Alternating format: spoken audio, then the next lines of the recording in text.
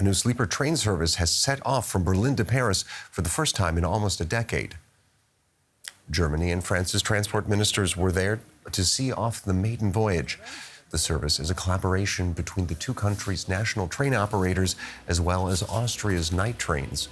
Night trains have been experiencing a revival recently as an environmentally friendly alternative to air travel.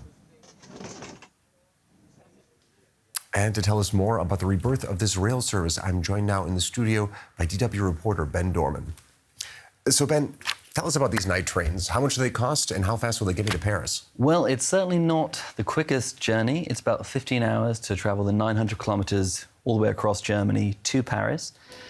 It's, in comparison to a flight, it's obviously quite a lot longer. The direct flight between the two cities is a little under 2 hours, not including time spent waiting at the airport, of course. In terms of price, it is rather competitive. We're talking around 30 euros for a seat, although you probably don't want to be seated for 15 hours on the train. 60 euros and more will get you a place in a bunk in a shared cabin, and then 90 euros and up will get you a proper bed with proper bed sheets, maybe a little more comfortable for that amount of time. According to Deutsche Bahn, at any rate, this seems to be a very popular offering. It's already almost fully booked out for this period now going into the holidays. Now, when I first got to Europe like 20 years ago, I remember night trains were all the rage, but they really kind of disappeared for a while. So what's fueling this rebirth of the service?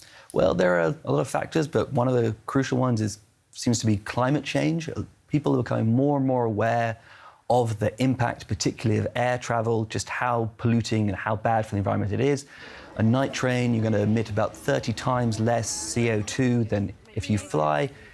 I, for instance, am taking this very night train on Friday, and I'm doing that because I think it's a lot better for the environment, for one thing. But there's also a growing recognition of the kind of pleasures of slow travel, where people are saying, I don't want to be stuck in traffic in my car. I don't want to wait for hours in a miserable airport.